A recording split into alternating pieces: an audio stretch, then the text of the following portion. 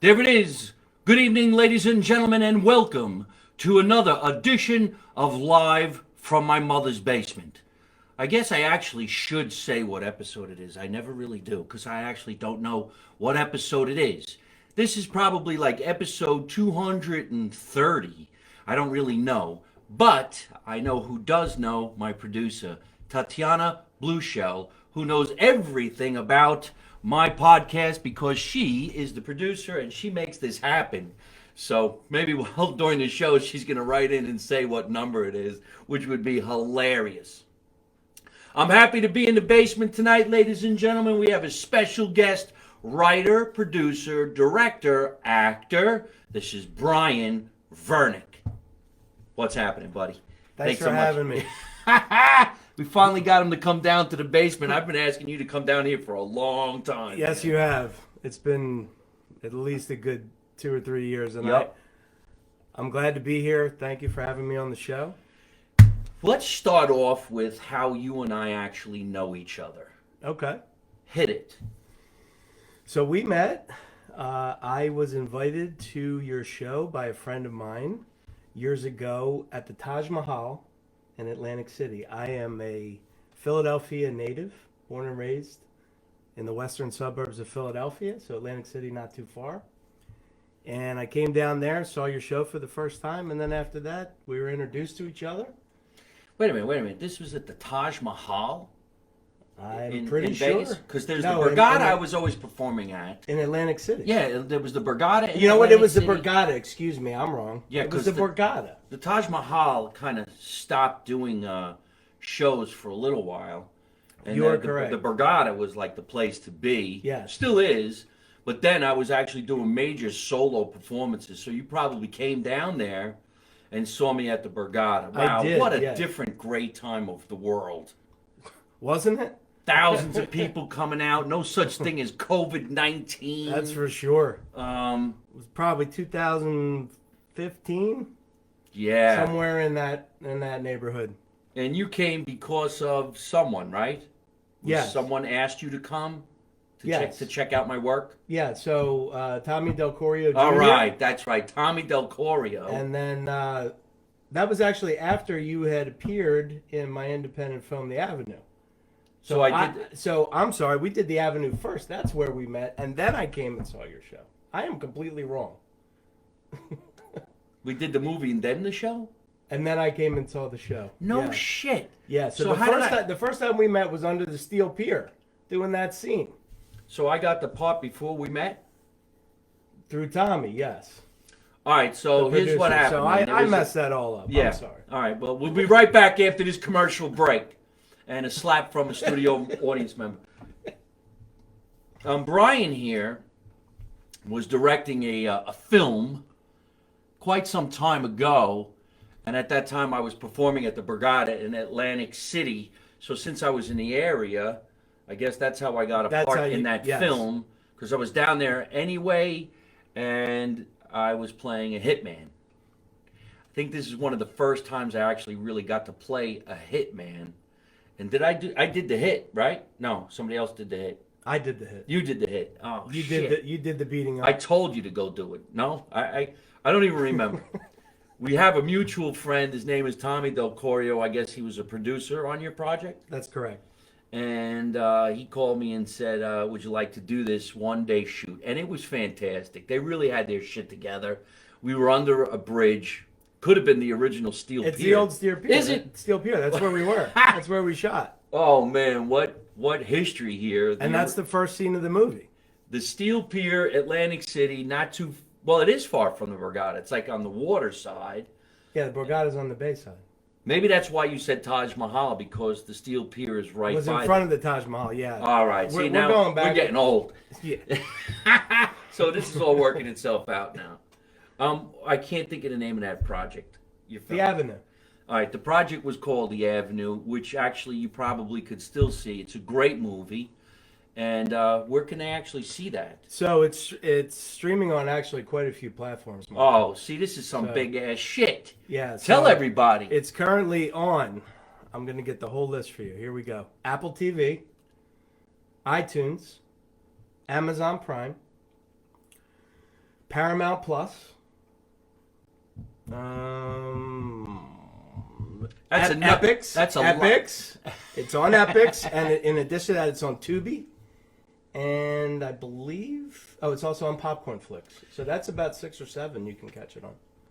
That's a lot of different streaming platforms to watch the movie, The Avenue, and you can check out Brian's work, not only as an actor, but a producer, writer, and director on his own project. You get a little glimpse of me playing a tough guy for a couple minutes. Is that the only time you've done that? Tough What? guy, hitman? No, I've done that you've done shit. yeah. I've done a couple of those things.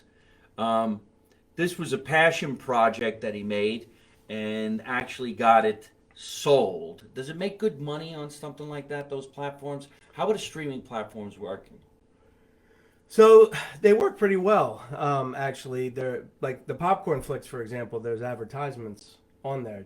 The audience watches it for free, but the company gets money from the advertisers. Oh, no shit. So it's free to watch it? Yeah, it's free. People, you got to go watch this flick. Damn it, it's free. So one piece of information about it I want to share is that the movie took 15 years to make. Okay? By the time you got to it, that was at the very end of the 15 production. years? Took me 15 years. There were about 60 drafts of the script with a partner and myself. I made the film with a crew of 3 people total behind the camera and a total budget of $40,000. For those of you who are watching, a $40,000 budget is usually pretty low because you spend a lot of money in things you didn't think you'd be spending money on. They pop up out of nowhere, especially when you're in production. It's pretty brutal. It's extremely brutal. You know, all of a sudden you bought a sandwich that was $7 and you thought it was $5. I mean, it goes pretty quickly. But to make this fantastic flick that he did make, and I did see it, for $40,000 is fantastic. So I hope you're close to making your money back and I start getting residuals. I need some residuals from popcorn so I can get some popcorn. Exactly. So I was told that there was no possible way that the film could ever be made for that. And we did it. Right. So I'm extremely proud of that. That's great. It's hard to raise money for independent projects. And I think when you were doing it, there was no such thing as crowdfunding or. It was just coming into its own at that time. There's so many people making projects now through this funding thing, and I'd like to do it myself. I forget what it's called. Go fund me, go screw me, take my ass away from me. You know, shit like that. You're originally from Philadelphia, is that right? That's correct. Philadelphia boy. Did you drive all the way out here from Philly to be here tonight? I What is did. wrong with my camera stand? Anyway, I did, yes. And the driving around here, there was an awful lot of twists and turns coming oh yeah, through these little your Jersey navigation towns. system in your phone. Well, you're in the suburbs, so around here it's usually nicely tree-lined, grass-lined, clean streets, friendly people, but it can get confusing. You make one wrong turn in New Jersey, and you end up back in Philadelphia. There's a lot of circles here. Yes. We don't have that over there. Oh, no? No. The They took them all out on the jug Pennsylvania side. handle. The jug handle and the circle. The circle they're eliminating. Oh, are they They're trying to. in Philadelphia? No, here. Oh. And they should. Philadelphia boy, hungry to be in showbiz, starts making some projects. But we were talking before, now we wanted to talk about something really quick that's going on in the news, right? Being an actor, being a writer, producer, director, we're all glued to the Oscars. We probably spend a lot of time in our minds thinking about what we're going to say when we receive an Oscar, right? You ever do that? I have. Yeah. I have done You ever that. look at your own film and go, I should get an Oscar for this. I did this for $40,000. It's called The Avenue. No. Well, Like I said, I'm just proud that the film got done and it's on the streaming platforms. That's a huge goal. Yeah. You hit it. You did it. You are now technically a produced director, showrunner, Yeah. successful writer, producer, director, put the show together. So you got that credits on IMDb. The movie's called The Avenue, folks. You got to check it out. But we all watch the Oscars and we all think, hey, wouldn't it be great to get nominated or have something to do with the Oscars? Now we watch the Oscars and you become depressed because, Chris Rock, of course, got slapped in the face by Will Smith.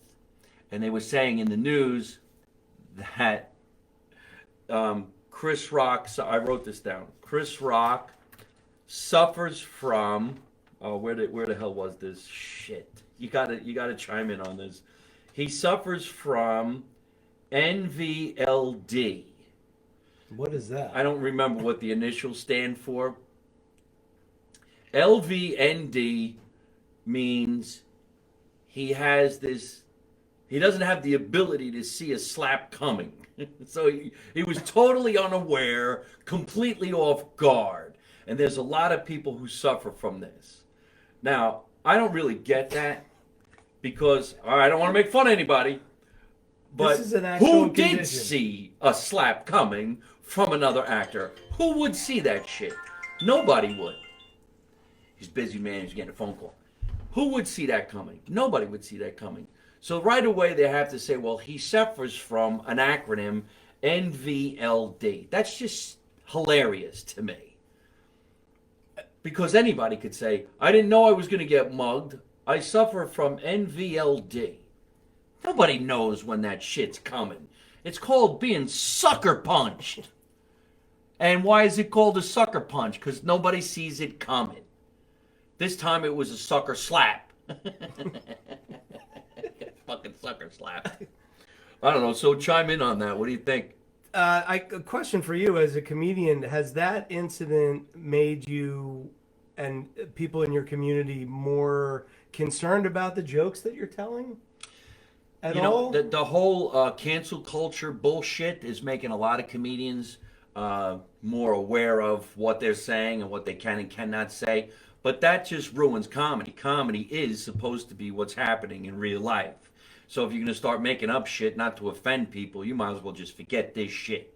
I just did a show on Friday night, and I told everybody in the room that came, if you're not comfortable with what I do, and you think you're going to come up on stage and slap me or tell me what I should and shouldn't do, I'm going to kick you in your fucking balls and throw you out of the room. So let me know who wants to be first.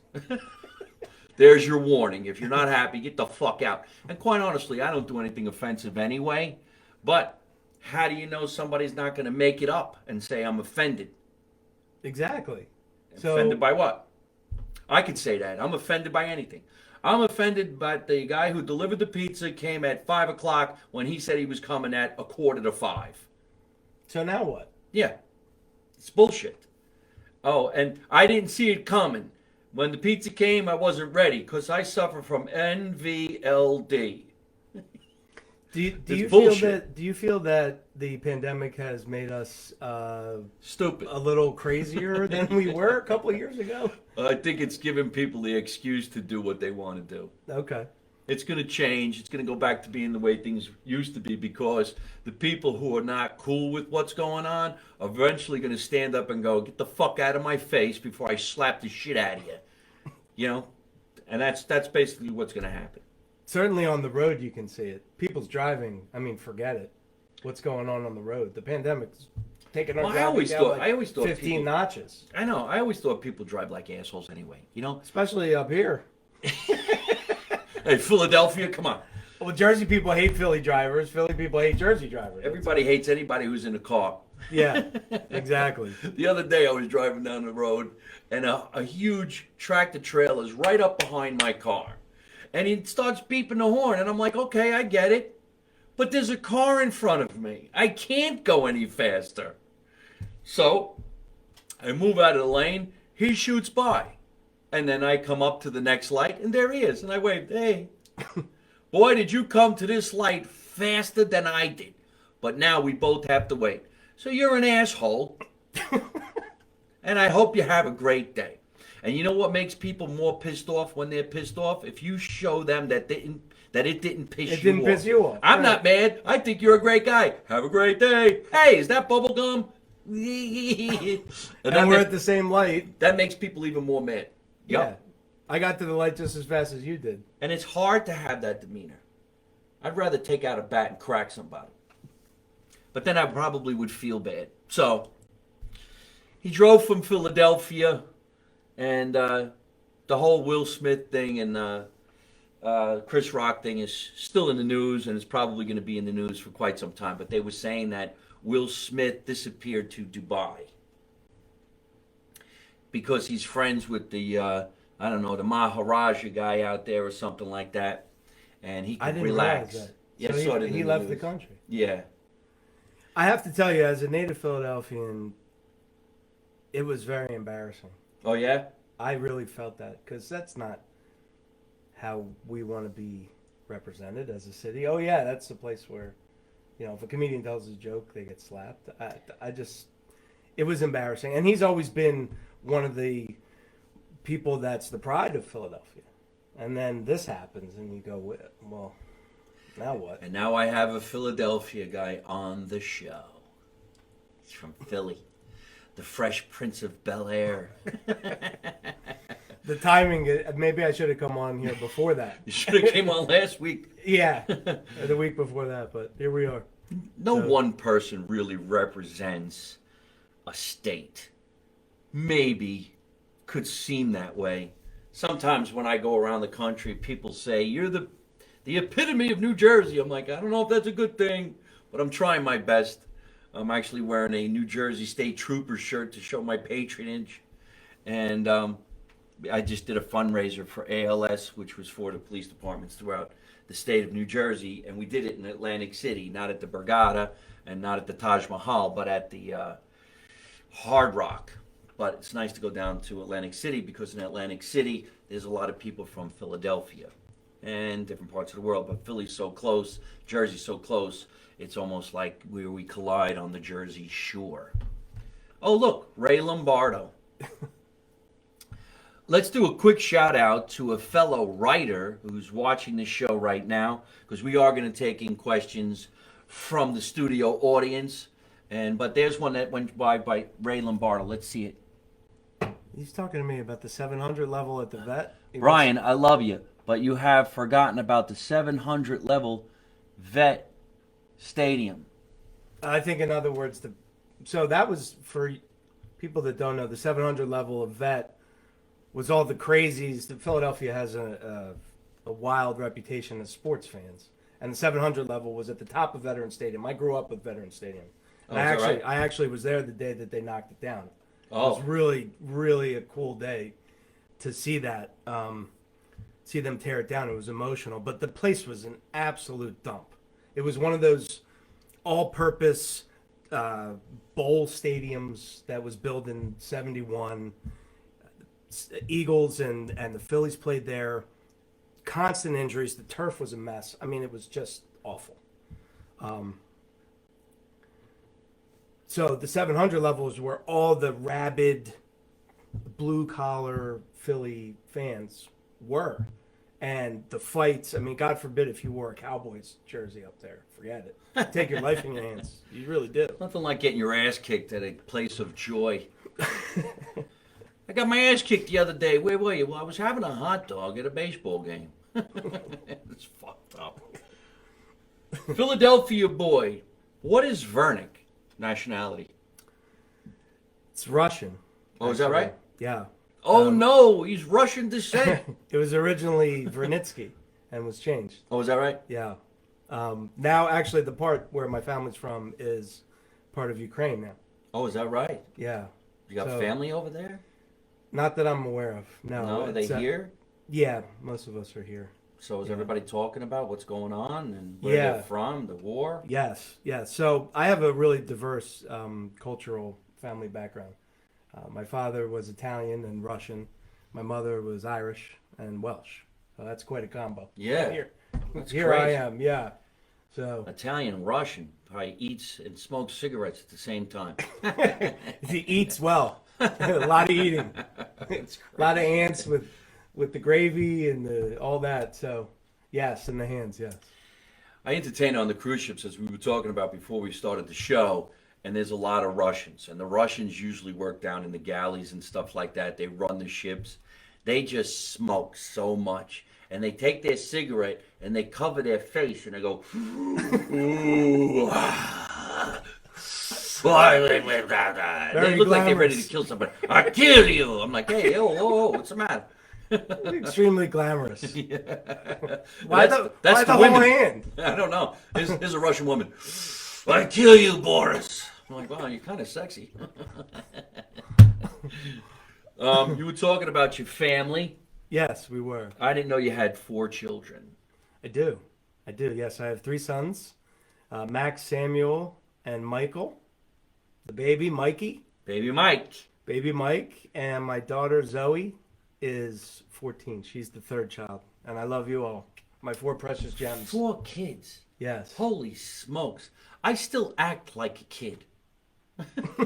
I'm not ready for children. I'm not old enough.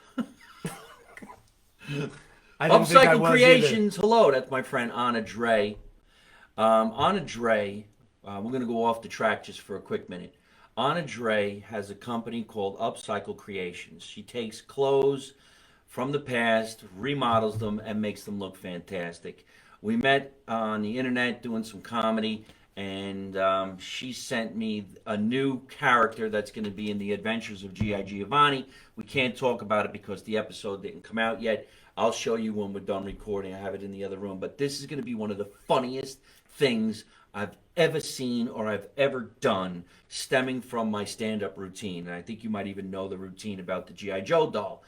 I can't blow it, can't talk about it, but Carrie Kasem did get in touch with me today, Anna, and we'll talk about that because I'm going to have her on the show. Do you remember the radio personality Casey Kasem? Of course. Isn't that something? I don't think you need to be a certain age to know Casey Kasem because he's still... Top 40. Yes, the top Sunday, 40 countdown. Sunday morning, He's yeah. still here. All right. Well, he has a daughter, and her and I spoke today. I want to have her on the podcast, so I'm really happy and lucky about that.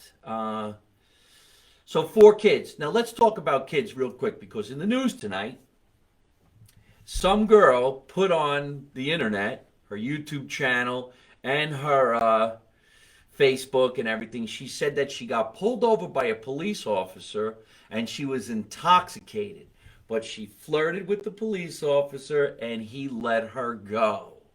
And she talked about how proud she was and how wasted she was, and she lied to the cop and said she was brokenhearted. This boyfriend broke up with her. Well, the cop saw it, and he videotaped with his video camera, and the news played the real way it went. And it's not like she said at all. She said, I just am tired, and I'm trying to get home. And he said, well, you were swerving. And she goes, I was texting. So he said, well, I'm going to run your plates, and I'm going to make sure everything's okay. Seems like you had a rough night, so I'm just going to give you a warning. Go ahead and go. You see that? She fucking lied. And now it's all over the place. She lied. Now, what if this had cost that cop his job? Could you imagine that? No, I couldn't imagine that. What if they didn't find it this way? What if he didn't have his camera on? She lied, put it on the internet, and this cop could have lost his job. Police, they're not all bad, ladies and gentlemen. Come on. We need them. And he actually spoke really nice about the incident. He said, well, she looked like she was having a hard night. She seemed like she was really depressed when she said that the kid broke up with her. But you can't text and drive. And he let her go. What are your thoughts on them wanting to defund the police? I think that's a terrible idea. No, he just became the host of this show. I'm getting all the questions. You don't defund the police officers. You defund yourself. If you don't want cops coming into your neighborhood, good. Lose their phone number and don't ever dial 911. There you go. Plain and simple. I don't know why people don't just say what's right. Everybody knows what's right and wrong. If you think you don't need cops in your neighborhood, great. Lose the phone number, and if they come in your neighborhood to help somebody else, tough shit for you. That's the way it's supposed to be. Come on. I agree. All right. Um, Nothing else was really that interesting to me in the news. I'm a pet lover. I love dogs. I love cats. I don't have any because I travel too much. I wish I did have a dog. I'm a dog lover. Yeah, Love right? dogs. You got a dog? I have a yes, English bulldog, An English Penelope. Bulldog. Yeah, English bulldog, Penelope. Yeah, 30 pounds No shit. with all the wrinkles. And, Oh. you grab those wrinkles. Yeah. She barks anytime. Like if you open the dryer door and you shut that, she thinks someone's at the front door and barks. She barks all the time at everything. That's hilarious. And also, she's 3 years old, can't see at all. Oh. But we love her. Well, that's sad. Beautiful. Yeah. Well, they were showing in the news tonight that Martha Stewart's cat was attacked by Martha Stewart's dog, and the dogs killed the cat. I mean, I don't even know how you would begin to have a conversation like that. How do your dogs kill your cat? And then how do you discipline your dog? You shouldn't have did that. And it's funny, it makes it into the news. With all the shit that's going on in the world, that made it into the news. I don't know, I just had to put it out there because now everybody's talking about keeping up with the Kardashians. I guess she's getting married to somebody else. Mike, I apologize. That's all right. Normally when I go on talk shows, I lose my phone because I can't believe I'm on the show. He's very important. Notice the phone rang when I was talking about dogs. It's probably my dog calling. His dog is calling. Being a director and a writer takes a lot of willpower because we're in an overcrowded business. And you have these dreams and these great ideas, and you see people on TV that you want to work with. So tell us about Muffin Head. Muffin Head is a title of a project that we're hoping is going to get some traction. I really hope so too because I want to work with Brian again. Thank you, Mike. So Muffin Head actually was written about my training and my initial time working for a very large package delivery company as a driver. A UPS? I wasn't going to say the name, but yeah, yes, UPS. That's right. UPS. So Amazon. you got UPS, Amazon, FedEx are your big players now. So there's a lot that goes on behind the scenes of package delivery that people aren't aware of. So package delivery company, the one that large, it's like a bad military operation, and there's a lot of comedic things that happen. Imagine if you planned a military operation and you did everything wrong and you had to get everything done, but you completely fucked everything up. That's UPS. Oh, really? Yeah. But somehow the packages get delivered. But Yeah. everything is an absolute total disaster area behind Like the where? scenes. In the warehouse? In the warehouse with the technology never works. The trucks are a mess. It never works. So Muffin Head is basically the 20-year-old version of myself starting work at UPS. So it's a coming of age tale. Did you work for UPS? I did. How long? Still there off and on. Oh, all right. Yeah. So Okay.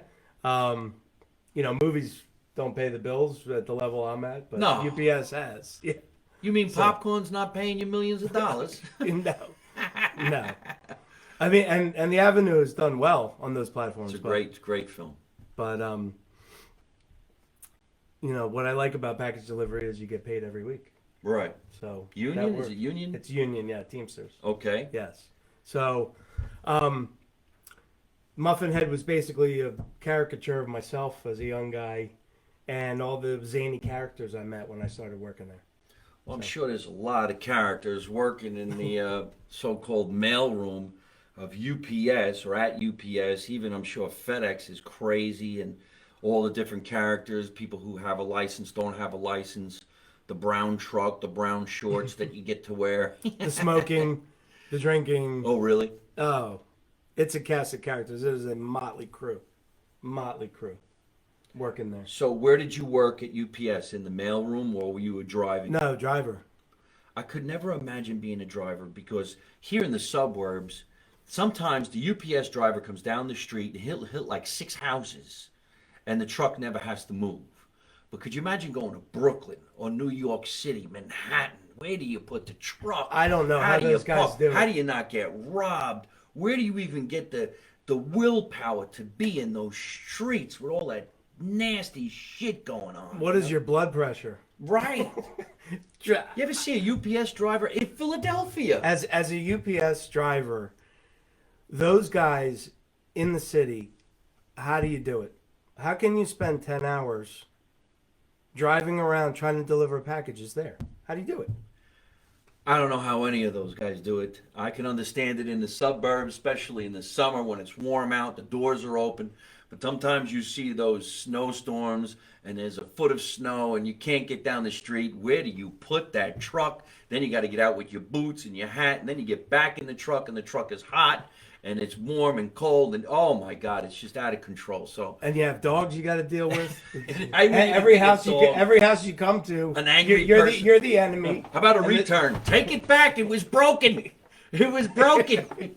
Get off my lawn. The dog wants to kill you. You got squirrels crawling all over you, trying to get in your truck. It's a mess. All right. Well, where was your route? Ben Salem, which is a suburb of Philadelphia. Was it suburban? Yeah, it's suburban. So it wasn't so bad. It's right on the city line. So. All right. But there's trouble to be had there. Bucks County? Bucks County, yep. Yep. I only know the term Bucks County because, oh my God, now that I think about this, holy shit. When I was a kid, did a lot of TV commercials, and I did a TV commercial for Action News in Philadelphia, and I was supposed to be a driver of mail. And my lines were actually, I get around all the time. This Bucks County, nobody gets around more than Action News. I must have been 22 years old when I did that. Isn't that something? And we shot it in New York, so I really haven't even been to Bucks County. So that's where I live. So Bucks County is north and east of the city. Beautiful county. Right. That's where I live. That's where I've been for the last 20 years. 20 years? Lived there 20 years. Beautiful place. Love it. It's a little more rural than I grew up on the west side. It's a little more crowded there. Bucks County's open. It's beautiful. A lot of building going on. A lot of people moving there. So. But this action of yours being in the delivery business is what made you create Muffin Head. Correct. Muffin Head. All right, so here comes the $1 million question. Why did you title it Muffin Head? So when I was a younger person, I used to have really a lot longer hair, and my hair never kind of laid down. It would always keep going out, and it looked like a muffin. Oh, really? So my high school sweetheart, her sister, used to call me Muffin Head. All right. So that was my nickname. The title of your movie is Muffin Head Muffin because Head. You looked like a muffin head. Because back then my hair looked like a muffin. I actually have pictures of it. My mom used to take it and like pick it, and it would stick up in the morning on the way to school. She would take a pick and. You got pick hair. Yeah, and it was. I mean, it was. Well, you're lucky you still have a whole head of hair. I'm happy to have it. It's all mine. Still got a muffin head. It's all up there. Muffin top. It's a smaller muffin. I don't know, man. My tripod keeps on shrinking. So Muffin Head is a comedy. First comedy I've ever written. Really? Yes. What I try to do when I write is I try to do something different every time. I've written a couple, number of different genres. Actually produced right before the pandemic started, I produced a horror film, psychological thriller called The Honeymoon Phase. So that was the film I did after The Avenue. Totally different, everything different about it. You did a movie after The Avenue? The Avenue, yes. What was it called? It's called The Honeymoon Phase. The Honeymoon Phase. Yes. And that was a horror? Horror, psychological thriller with the horror element.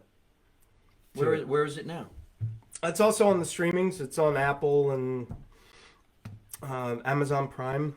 The Honeymoon Phase. The Honeymoon Phase. So the premise of the movie was about what happens to couples after the honeymoon phase. They kill each other. Subsides. Really? Yeah. So I didn't get a call to be in this movie. I should be in a horror movie. I want to be the guy who chops people. I could see that. I want to chop somebody. But I don't want to be I don't want my face shown. I want a mask. I want a hockey mask. It's never been done. No? It's a comedy. A comedy horror. Chop, chop. Ow. So anyway, You look like you got a UPS shirt on. yeah, I'm brown, big brown, right? The chocolate truck. Somebody wrote in the chocolate truck. Everybody loves the chocolate truck. It is kind of cool. Kid, I had the greatest thing about the job is kids come up and they just UPS, and you honk the horn, and they go crazy. So anyway, getting back to The Muffin Head. honeymoon phase. Yeah, so we'll talk about the honeymoon phase first. So the honeymoon phase was produced, literally finished production the month before the pandemic started. So it's about two young lovers, Tom and Eve. They're broke, and they just got married, and they see an ad in the paper, $50,000, come and do this experiment, try to find out why the honeymoon phase ends. Get taken out to the country, this house, they got to live with each other for a month. So it's sequestered. The timing of it was amazing because everyone was shut in at that time. So, and then of course chaos ensues. The project's not what it seems, and they start to turn on each other, and it becomes a horror movie. Oh, great. I can't wait to see it. I love horror movies and I love suspense movies. I want to be in one. I've never gotten chopped up. I want to be murdered and thrown out a window or some shit like that. That'd be cool. I didn't act in the movie. I was one of the producers on it. Oh, is that right? Who directed? Philip G. Carroll Jr. Phil Carroll, Oh, I who don't was know who my that is. assistant director on The Avenue. So Okay, cool. I'm just making sure everybody's listening. Yeah, everybody's out there listening and having fun. So we did the honeymoon phase, which is going to be on the same streaming channels as The Avenue. And what can we which led to Muffin Head. So Muffin Head, I wrote with the partner. Her name is Karen Kirshner. Hi, Karen. I believe she's watching. Hope you're Hi. watching. And first shot at comedy. It was the most fun I ever had writing a script, without a doubt. Script writing can be tough. Takes years. It's a lonely venture. Anything I've ever written, I did as an improv. I like improv and people. I won an award once for best script on a show we did called Make America Italian Again. And everybody said, man, that script was fantastic. I'm like, yeah. You just got the We right didn't guy. write anything down. You got the right guys in the room and Yes. just rolled, right? Here's the idea. This guy comes in, this guy says this, and then we go from here, and away we went. So when can we expect maybe you going into production on Muffin Head? As soon as the money shows up, Right? which is always the thing, right? You gotta Money get shows up. You got to get the I can't financing. pound the table because I'm recording the sound with this thing. That's what I'm trying to tell you. Okay. His Italian side is going like this. Right now I got The someone hand recording stalking. sound going, stop it, stop it. What's with this guy? His phone ringing. He's banging on the table. The Russian He's a Italian mess, guy, he's banging the table. He's a Why ain't you mess. smoke a cigarette? Stop it. Yeah. right? With my whole fist. Yeah. Well, hey, listen, I hope you do get the budget to make Muffin Head because I know some comedians. And you. I'd I be the think guy who drives a truck too. You would love that, wouldn't No? you? Yeah. Driving the truck. Fuck yeah. Back to one. I'll be right back. Delivered a flat screen TV. Now I lost it. See what I'm What saying? happened to the flat screen TV? It was never on the truck. Fell off the back. Yeah, it was. We made a turn, and all the TVs went to the left. And there was a guy there. And I don't know what he did. We're I told meeting him later. I told him, listen, don't leave the TVs there on the curb. We'll be right back. And then they were gone. Anyhow, so Muffin Head sounds like a great project. I would love more than anything for all that to come together, Mike, and you be the star. So Okay. I don't need a starring role. I like to play other roles and just enjoy myself. You know, who needs the pressure of being the leading character?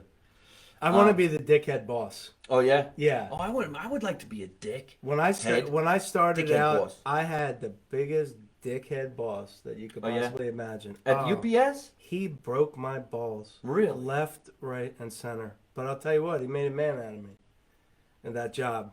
He didn't take any shit. He was completely out of his mind. And he had been doing it way too long, and you could just feel the stress. Did he retire? No, they actually shipped him. They gave him a lateral move. They shipped him out into the country. So he pissed off the big bosses. Now he has to drive an hour and a half every day Oh, to go to work, whereas before it was a 20-minute commute. unbelievable. So that was the end of his tale with me. A long time ago, when I was a teenager, I was working at the ShopRite supermarket, and I remember they let me fill in for the receiving guy, the guy in the back who took in the trucks and counted the merchandise as the merchandise came in. And I remember one of the owners of the place came back to me. He goes, "Aren't you a little young to be doing the checking in?" And I says, "Well, I'm 16 years old." He goes, "That's way too young." And I says, "But I know how to do it, and I know how to add." And he goes, "Okay, well, if you fuck up, I'm going to throw you in the trash compactor." And I remember going, "I won't. Don't worry." Could you imagine today? Go. Imagine somebody saying that to a 16-year-old kid today. I got That two kid would kids working in the grocery store. Right? You can't do that shit anymore. The kid would probably sue the shit out of him and own the store within 2 days. No doubt about it. These days, it's But- amazing to think about the stuff that people got away with back then Yeah. as compared to now. You can't do anything anymore. But I didn't even think it was bad. I thought, here's the owner, and he's telling me, if you suck, you gotta go. Which made sense. I'm gonna chop you up in the I'm gonna kill you. compactor. I'll kill you. It's very effective from a boss. I remember it was so much fun working at the ShopRite supermarket in Watchung when I was a kid, because all the kids at high school worked there too. You saw all your friends, and I used to work the night crew. Now, you put a guy like me in a supermarket at night, and there's no supervision, I'm taking everything. I used to go home with boxes of cereal just hey, nobody's going to know. Oil, crazy stuff like that. Anything you needed. Yes. It was going took out. all kinds of shit. It was at the end of the night. It was coming with you. Yes. Hey, listen, I'm going to tell everybody something that happened to me today, and then we're going to take some questions for Brian. I ordered a new watch. Yes, I ordered the same watch that I always wear. I love this Casio watch. It's called a G-Shock watch. So I like the white one. It's cool. And my other one wasn't keeping good time anymore, so I got a new one. I got the white one that came in the mail. I didn't know how to set it. And I'm good at setting this shit. I couldn't set the time. So I call G-Shock, and they actually said there might be a problem with the battery. Go to a local jeweler and change the battery. If it's the battery, we will pick up the tab. So I go over there, and there's a guy working in the jewelry store, and his name was Chris Walsh, right? And when I walked in, you know, you got to hit the buzzer because it's a jewelry store and it's security. And I go in there and I said, listen, I'm having a problem with this watch. So he says, well, I don't think it's the battery. Let me take a look. He set the watch and didn't ask me for anything. So I want to do a shout out. If you're in Scotch Plains and you need some work done on any kind of jewelry, you want to go, oh, there's no address on this business card. Oh, here it is. I got to say, this is the ugliest business card. People, you don't want black and gold, especially for guys in their 50s who can't read. I can't see for shit. What the fuck is that? 2560 Route 22 East Scotch Plains. It's called Global. I can't read this. Isn't that amazing? Global something something jewelry. Ask for Chris Walsh. Call the store at 908-264-8126. Seriously, it was phenomenal that this guy, Chris Walsh, actually fixed my watch in seconds. I felt like a moron, but I told him I would plug him on tonight's show. If you're selling jewelry or you're buying jewelry or if you want to rob a jewelry store, go to Muffin Head. You got to go to Global 2560 Route 22 East, Scotch Plains, New Jersey. Tell him Mike Marino sent you. I told him I would do that, and I'm happy that I did. And so is Muffin Head. Yes. Let's get some questions from my friend Brian here. If you're on Instagram and you got a question, if you're down here on Facebook and you got a question, you can look up all Brian's work on Twitter at Brian Vernick. No, I'm sorry. Twitter is at Vernick Brian. Very creative. How to reverse that. Facebook, it's Brian Vernick, and Instagram, it's Brian Vernick. Writer, producer, director, actor, and he's getting ready to go into production with a great film called Muffin Head about a delusional UPS driver. I have some friends. And his dickhead boss. And his dickhead boss. I'm going to rewrite it. His asshole boss. All right. What do we got, folks, before we get going? How much did it cost, Mikey? How much did what cost? There's Gary Pastore. Now, Gary Pastore is a fantastic actor. I hope he's watching he right is. now. You know Gary? I do. Oh, wow. I met him once, actually, at your show up. Where was that? The last show I came to. All right, well, Gary Pastore's been in a lot of movies. And A lot of movies. I think he'd make a great UPS driver, dickhead boss. All right, we're getting Gary Pastore to be the dickhead boss. Brian, what's the deal with the right turns? Great question. So, at UPS and other package delivery companies, they never want you to make a left turn into traffic. And I don't know, the rules probably change here in Jersey, but the whole system is designed so that you're constantly making right turns all day long. So if you were to follow their manifest, it would actually take you 47 hours to make the deliveries that take me 8 hours. Because I make the left turn. Sometimes you just have to make the left turn. So Oh, wait a minute. That was a serious question? You're not allowed to make a left-hand turn as a UPS driver? supposedly no, but we all do it. Well, the steering wheel's on the left, right? Yeah. Or is it because your whole body's there? There's more of a chance for you to get into a head-on collision or side swipe if you're making left turns. So the whole that is system, hilarious. the whole system's designed for you to make right turns all day, which, like I said, would take four times the amount of time. So nobody does it or follows it. We all do our own thing. Here comes a statement from an actress, Alyssa Pizzell. Alyssa, say hello to director, producer, writer, actor as well, Brian Vernick. She said those brown shorts are cool. Okay, I guess. Yeah. Yeah, we're going to get you in this film too. Alyssa's a fantastic actress and she's absolutely gorgeous. Here comes another. I don't know why my fans don't ask questions. They throw in statements. 31 years of Costco buys me a lot of Zambuca. Number one in divorce and alcoholism. That's all UPS drivers. No statements. I mean, no questions, just statements. Just statements. Here you go. I believe John Frieda. Wait. See, now these people are going to start talking to each other. I believe John Frieda. No, John. Frito-Lay chip drivers are pretty bad, too. I'm sure we know some chip drivers. I had a friend who drove a chip. I got out of that racket quick. I drove before everything was computerized. I had to sheet the packages. What's that mean? So the old heads all talk about how they used everything. Every time you made a stop, it was in triplicate, like the carbon paper, and they had to rip off the two sheets. You hand one to the customer, and you bring the rest back, and then at the end of the night, you had to hand all the papers in. That's before everything went computers. Here comes another question for Brian from Ray Lombardo. Brian, do you think Michael has the chops to be in the next big one?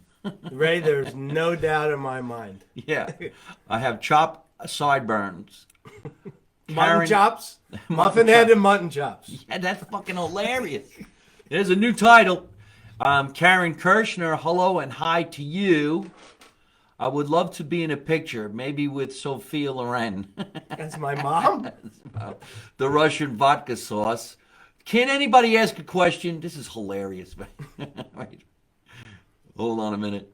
There are two kinds of people in the world, Sicilians and people who want to be Sicilians. I want to be Luca Brasi. Nah, not today. Wait. Sleep with the fishes. I hate all these questions. I mean, I can't. Ask a damn question, Brian. What's the deal with the right turns? We've been on this subject for a half hour. All right. I like the stupid jug. Mike is a great actor. Well, thank you. Now, one question. It's like the stupid jug handles. Do you ever stop the truck before the railroad tracks? So I have one UPS story I want to share. All right, wait a minute. If there's time. Let's see if anybody else wants to say something stupid. What was the biggest star you worked with? Okay, that's a question for Brian. That's a question for You. For me? Yeah. Guy sitting next to me. Thank you very much. We'll be here all week. My name's Mike Marino. Good night. I ask a legit No doubt question. about it. What the fuck? What's the question, Ray? Ladies and gentlemen, we're getting a question from Ray Lombardo. Ray Lombard, who actually wrote a really great book. And the book is called More Like Brothers. I have it autographed from Ray upstairs in my house on my bookshelf. So ask that question again. Hi from Niagara Falls. That's what I thought. Autism Radio. Ray actually also is in the process of completing a book with Vinny Lopez, Yes. the drummer from Bruce Springsteen's band. I know we all know about Vinny Lopez. I've been friends with Vinny Lopez Yeah, quite you some know time. Vinny. Yeah. Sure. I'm the one who introduced him to Ray. We're trying to get Vinny Lopez on the show, but he hasn't been able to come down here.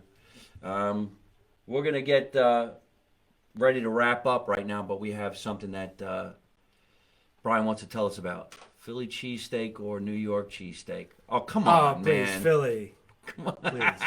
There's no comparison. All right, man, let's New go. York has a lot of stuff, but not cheesesteak. New York's got a lot of better stuff, but let's talk about the cheesesteak, okay? Now, I'm glad you brought up the Philly cheesesteak. This is great. Philadelphians have Philly cheesesteak. People in New Jersey have pork roll, egg, and cheese on a hard roll, all right?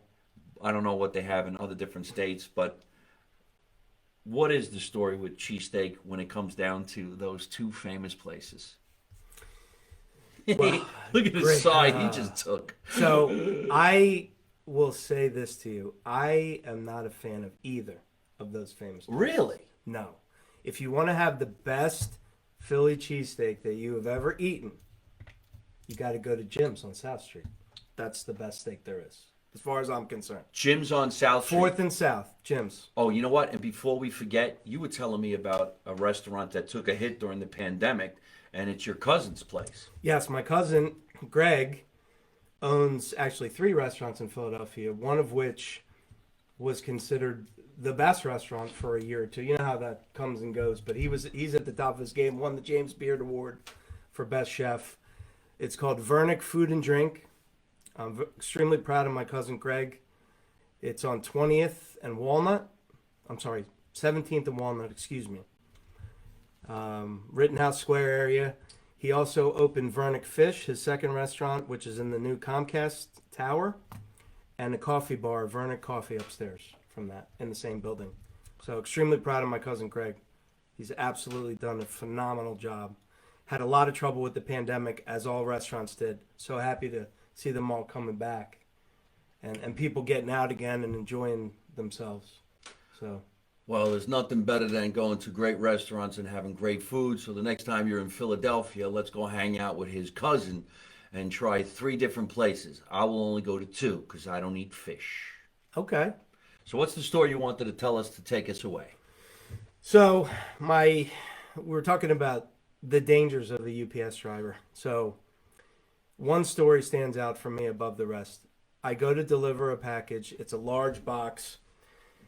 Guy has about 2 acres, which is uncommon where I was delivering.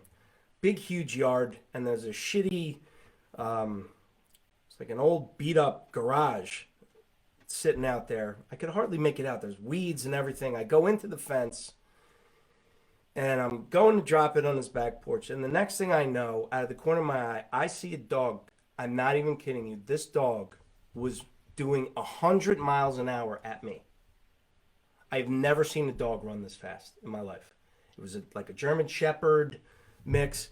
This thing was moving so fast that actually what happened was I still had the box in my hand. In one motion, I jumped up 5 feet in the air, threw the box, turned and ran.